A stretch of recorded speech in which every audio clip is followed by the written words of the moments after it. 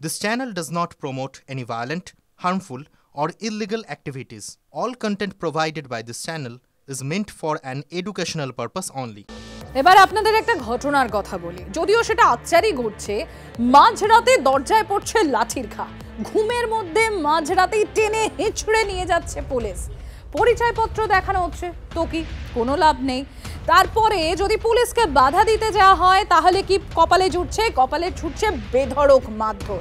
এমনই ছবি হরিয়ানার গুরগাঁওয়ের একের পর এক বাঙালি বস্তিতে। টিকারগাঁওয়ে এমনই এক বাঙালি বস্তিতে TV9 বাংলা পৌঁছে গিয়েছিল।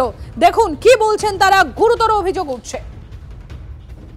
প্রচুর ভয় আমাদের এখানে, আমরা আতঙ্কে আছি। তো আমরা এত আতঙ্কে আছি কি এখানে আতঙ্ক আমাদের ছাড়ছে না। কেন কি আমাদের দিন দুপুরে এসে আমাদের পুলিশ আমাদের হুমকি দিয়ে যায় কি তোমরা বাংলাদেশি। তা আমাদের বাংলাদেশে আমরা তো সম্পূর্ণ প্রুফ দিচ্ছি, প্রুফ দেখার জন্য সাথে আমাদের মারধর করছে। মেরেছে পুলিশ? হ্যাঁ, আমাকে সিআই মেরেছে। সিআই এমন আর মেরেছে কি এখান থেকে আমার রুম থেকে মারতে মারতে এখান পর্যন্ত আমাকে মেরেছে। এখান থেকে নিয়ে যেয়ে যেখানে গাড়িতে উঠিয়েছে সেখানেও পর্যন্ত আমাকে মেরেছে। আপনার মুখের এখানে এখনো ফুলে আছে? হ্যাঁ, এখানে মেরেছে, আমার এমনি করে মারা হয়েছে। এটা আমার একদম সম্পূর্ণটা আমাদের আছে। মালদার বাসিন্দা আনজারুল, তিনি 5 বছর আগে এখানে এসেছিলেন। বিভিন্ন জায়গায় তিনি রঙের কাজ করেন। তাকে যখন বাড়ি থেকে নিয়ে যাওয়া হয় তাকে মারধর করা হয়েছে বলে অভিযোগ। এখনও তার মুখের একপাশ কিছুটা ফুলে রয়েছে। সব থেকে যেটা চিন্তার বিষয়, পুলিশ তাকে ছেড়ে দিয়েছে গত পরশু, কিন্তু এখনও পর্যন্ত তার আধার কার্ড ফেরত দেওয়া হয়নি। তার স্ত্রী পাশে দাঁড়িয়ে আছেন। যে অভিযোগ করা হচ্ছে যে যখন পুলিশ নিয়ে যাচ্ছিল শুধুমাত্র তাকে নয়, তার স্ত্রীকেও মারধর করা হয়েছে।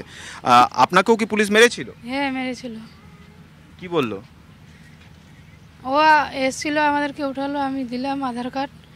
এবার আমারও আধার কার্ড দিলাম, ওরও দিলাম। ওর আধার কার্ড ওর হাত ধরে নিয়ে চলে যাচ্ছিল। আবার আমি বললাম सर आपको आईडी प्रूफ चेक करना है, इधर चेक कर लो, मेरे पति को इतना रात को कहाँ लेके जा रही हो। बस इन्हीं কথা বলার পর আমাকে 2-3 থাপ্পড় এখানে মেরেছে। আপনাকে মারলো? কানের তালি ইয়ে গেছে, ফেটে গেছে। কানের তালি বলতে ডাক্তার বলতে কি আমি কান দিয়ে কম শুনতে পাচ্ছি। এই কানে আপনি কম শুনতে পাচ্ছেন? হ্যাঁ। ডাক্তার দেখিয়েছেন? হ্যাঁ, কালকে ওষুধ নিয়ে এসেছি। ওদের দুজনের রিপোর্ট মোটামুটি 3-4 তো দিন। আপনি এখন কি ভাবছেন? এই পরিস্থিতিতে এখানে থাকবেন না এখান থেকে চলে যাবেন? বাধ্যমূলক চলে যেতে হবে। বাধ্য হয়ে চলে যেতে হবে, কি করব আর। চলে যাবেন এখান থেকে? এখানকার অনেক লোক তো ছেড়ে চলে গেছে। অনেক মানুষ তো চলে গেছে, আমরাই কয়েকজন আছি এখানে। আর এদের অভিযোগের কথা, যন্ত্রণার কথা, ভয়ের কথা আপনারা শুনছিলেন। এবার অত্যাচারের যে অভিযোগ তারা করছেন তার আরও একটি ঘটনা আপনাদের সামনে তুলে ধরবো। বাঙালি হলেই পুলিশ তো রাত বিরেতে তুলে নিয়ে যাচ্ছে, মারধর করা হচ্ছে এবং তাদেরকে কোথায় নিয়ে যাওয়া হচ্ছে? ডিটেনশন ক্যাম্পে। ভয়ে গুরুগ্রামে বাঙালি মহল্লা ছেড়ে গেছেন বহু বাঙালি। একের পর এক ঘরে ঝুলছে তালা। ডিটেনশন ক্যাম্পে যেখানে রাখা হচ্ছে সেক্টর 40, সেখানে দেখা গিয়েছে সেখানে ঠিকমতো খাবার দাবার দেওয়া হচ্ছে না বলে অভিযোগ করা হচ্ছে। সেইভাবে তাদেরকে রাখাও হচ্ছে না, অর্থাৎ শোয়ারও বন্দোবস্ত নেই। এই অসহায় অবস্থার মধ্যে আতঙ্ক জেঁকে বসছে এদের মনে, আর তারপর ধীরে ধীরে তারা এলাকা ছাড়ছেন। এখানকার কোন কোন ঘর থেকে মানুষ চলে গেছে? প্রচুর ঘর থেকে লোক চলে গেছে। যখন কি আপনি দেখতে পারবেন, যারা যারা গিয়েছে সব তালা মেরে গেছে, সামানপত্রও নিয়ে যেতে পারেনি ওরা। রাতারাত ওরা মতলব ওরা জানের দায়ে পালাইছে। ওরা ঘরও তো বন্ধ, দেখছি বন্ধ আছে। এখানে 300 যুগের মধ্যে প্রচুরটা লোক, মতলব 50-60টাই লোক আছে, বাকি সব চলে গেছে। তো আপনারা দেখতে পারবেন সব রুম খালি করে, তালাও দেয়নি, দড়ি দিয়ে বেঁধে গেছে, খালি করে চলে গেছে। এইসব রুম দেখতে পারবেন খালি করে সব পালাচ্ছে ভয়ে, নিজে জানে ভয়ে। রাত এই ঘর ছেড়েও চলে গেছে মানুষ। খালি করে একদম পুরো খালি হয়ে আচ্ছা আচ্ছা, দেখতে পারবেন এরা খালি করে গেছে। তাও আবার তালা মেরে গেছে, যদি বাই চান্স আসতে হয়, কেন কি সামানপত্র আছে, যা কটা সামান আছে ওনার। ভয়ে নিজে জানে ভয়ে পালাচ্ছে। রাত 1-2টোর সময় আসছে, মারধর করছে। আইডি প্রুফ দেখাচ্ছি, সব কিছু দেখাচ্ছি, তাও প্রচুর ওদের মারতে মারতে। কোনো লেডিস যদি বাধ্য কিছু করতে যায়, লেডিসকেও ধরে মারছে ওরা। আর যারা আসে পুরো ড্রিঙ্ক করে থাকছে ওরা প্রচুর। এই সমস্যা আগে কখনো হয়েছে? এর সমস্যা এর আগে হয়নি, কটা দিন থেকে চলছে। আর খুব আগে হতো না। যা হয়েছে একবার হিন্দু মুসলমান নিয়ে একবার লড়াই হয়েছিল, তাতে হয়েছিল। আর এবার ইটা দিয়ে হচ্ছে বাংলাদেশি করে। বাংলা কথা যায় বলছে, ওকে বাংলাদেশি বলে নিয়ে যাচ্ছে, তুলে নিয়ে যাচ্ছে। তুমি আইডি প্রুফ দাও, আইডি প্রুফ মানছে না, অরিজিনালগুলো তোমাকে দেখাচ্ছি, ওরা অরিজিনালগুলো নিয়ে রেখে দিচ্ছে আর বাপিস ফেরত দিচ্ছে না। যারা ওরা ছাড় পেয়েছে ওদেরকে একটাও আইডি প্রুফ দেওয়া হয়নি, ওদের কাছেই আছে, চেতে যাচ্ছি, বলছে তো অনলাইনে বে করলো কি যখন করে হোক বে করলো। কিন্তু এই সময় যদি ওদেরকে রাস্তায় পুলিশ ধরে, ও তো আইডি প্রুফ দেখাতে পারবে, কিচ্ছু করতে পারবে না, কেন ওদের কাছে আইডি প্রুফই নাই। আইডি প্রুফ তো জমা নিয়েছে ওরা। আর কাজকর্ম বন্ধ, তাহলে কাজকর্ম একটাও কাজকর্ম করতে পারছে না, সবাই নিজে নিজে বাড়ি ভয়ে আছে। কাজকর্ম তো দূরের কথা, খাবে যে ওটাও হচ্ছে না লোকের, কেন ভয়ে বাড়ি থেকে বেরোতেই পারছে না।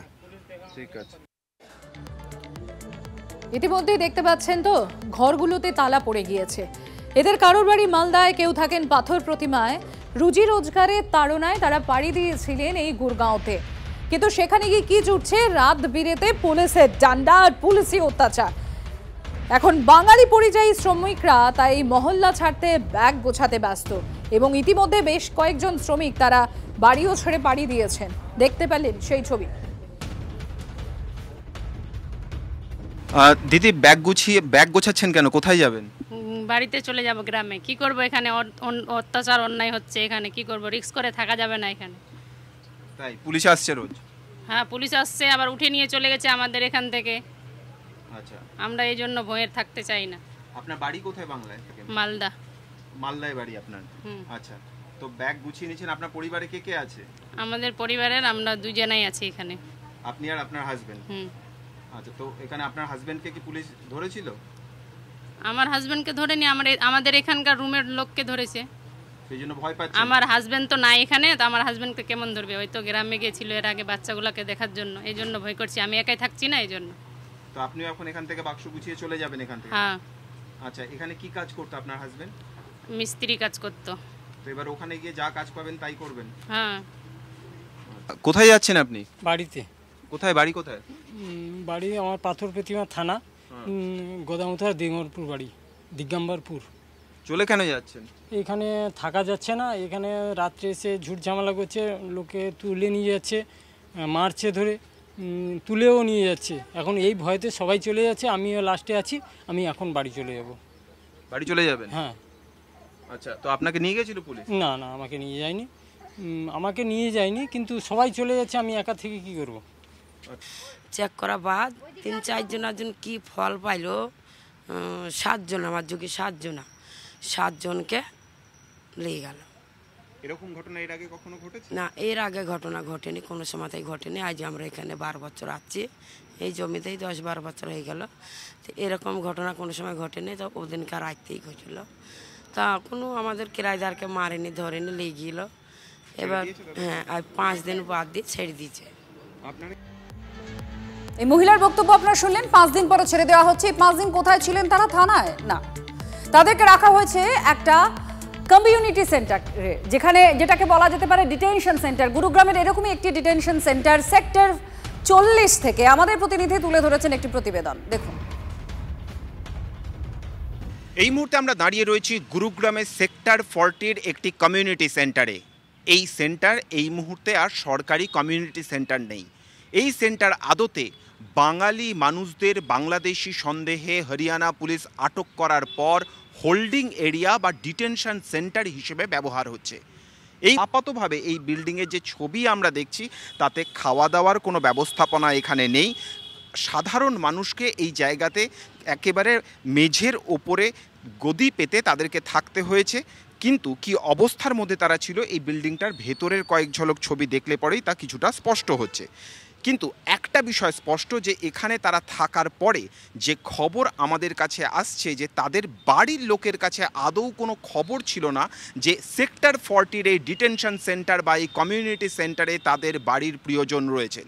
যখন তারা খবর পান, যখন তারা এই এলাকায় ছুটে আসেন, ঠিক তখনই এই জায়গা থেকে সকলকে সরিয়ে দেওয়া হয়েছে। এই মুহূর্তে একজন মাত্র পুলিশ কর্মী এবং একজন মাত্র এখানে আটক রয়েছেন, আরও কয়েকজন ছড়িয়ে ছিটিয়ে বাইরে রয়েছেন, যাদের ডকুমেন্টস ইতিমধ্যেই চেক করা হয়ে গিয়েছে, কিন্তু তাদের কোনোভাবেই কথা বলতে দেওয়া হচ্ছে না। স্বাভাবিকভাবেই এই মানুষগুলো তারা চরম উদ্বেগের মধ্যে দিন কাটাচ্ছেন। তাদেরকে যে এখানে নিয়ে আসা হয়েছে সেই সামান্য তথ্যটুকুনি পর্যন্ত তাদের প্রিয়জনদের কাছে দেওয়া হয়নি। এই ধরনের হোল্ডিং সেন্টার এবং ডিটেনশন সেন্টার আরও বিভিন্ন জায়গায় রয়েছে, যার ঠিকানা বা যার তথ্য তালাশ কোনোভাবেই প্রকাশ করছে না হরিয়ানা পুলিশ। হরিয়ানা থেকে ক্যামেরায় অনুদীপ শর্মার সঙ্গে জ্যোতির্ময় কর্মকার, TV9 বাংলা।